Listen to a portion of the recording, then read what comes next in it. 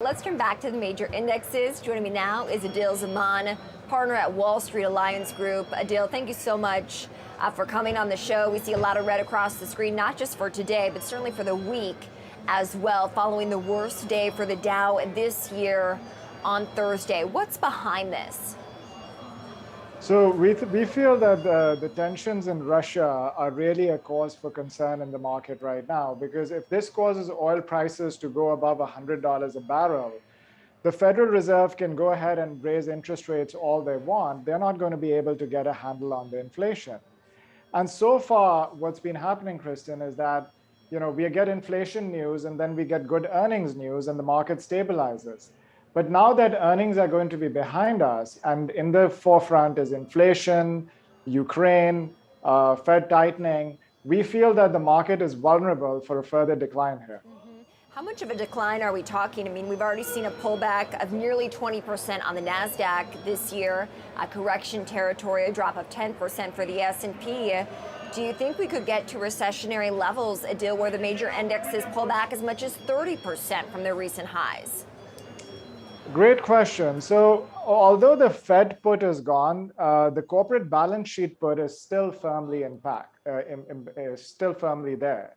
So what I mean by that is that a lot of these companies in the S&P 500, they're generally reporting positive earnings. They generally have a low amount of debt and a large amount of cash. And if the market declines significantly, what a lot of these companies will be tempted to do is the cash that they're not making a lot of money on, they could do buybacks, they could take over other companies, similar to what we saw with Microsoft taking over Activision.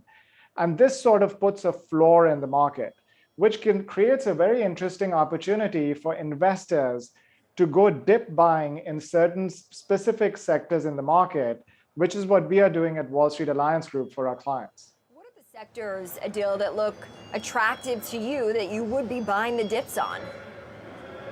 So we really feel that the service sector is going to make a huge comeback in the second half of the year. People just are tired because of COVID, of staying home. They want to get out.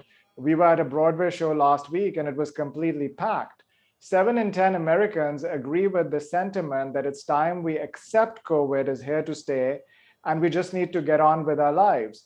So during the start of the pandemic, we experienced something called revenge buying, where people were doing therapeutic buying of products during the pandemic. We feel that right now, what's going to happen is that this revenge buying is going to be replaced by revenge spending in the service and experience sector. And we feel that overall services will do well this year. Interesting. I got to ask you about the situation in Russia, Ukraine. It's not just an invasion, but it's further instability, and that could come in the form of higher prices. Certainly, we've seen the price of oil rise, which would impact the price that consumers would pay for their airline tickets, as well as prices at the pump, a daily necessity for many, many American families. What kind of instability could that create in this economy if prices continue to drive higher, Aadil, in the wake of further instability and prolonged tensions along that Eastern European border? So we feel that what that is going to do is that is going to create inflationary pressure. And right now, inflation is a big concern. And this inflation that we are facing is a very regressive form of inflation, because when you look at fuel prices going up, that impacts the low-income households the most. So that is definitely a cause for concern in the market, and we need to monitor the situation very closely, because that is something that the Federal Reserve will have very little control over as well. So for that reason, we do feel that the Russia situation is a concern. But again, as of right now, US companies are doing well, so that creates a floor in the market on these pullbacks.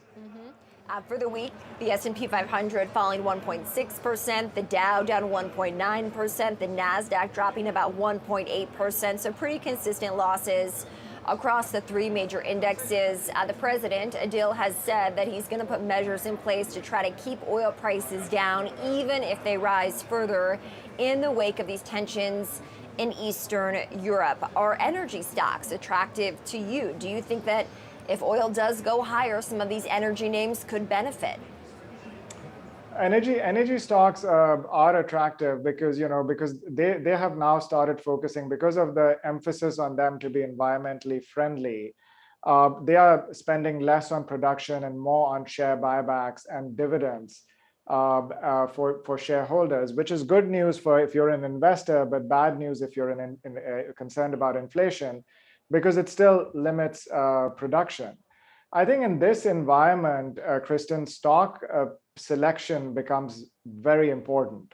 The three dimensions that we are looking for at Wall Street Alliance Group is companies that can have pricing power, companies that can navigate the supply chain and labor issues. And if companies are not able to master those metrics, they will get punished the way that we saw Roku get punished today.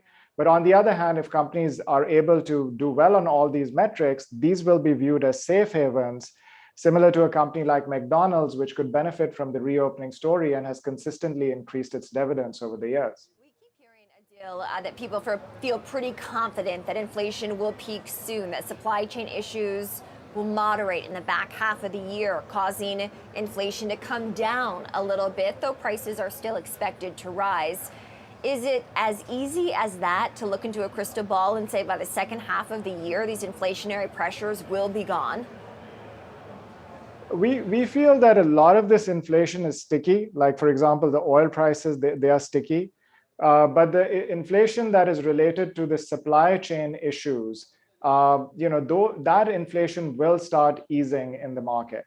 So what will determine in the second half is that this parallel that we are seeing between inflation and corporate earnings, which one is going to dominate?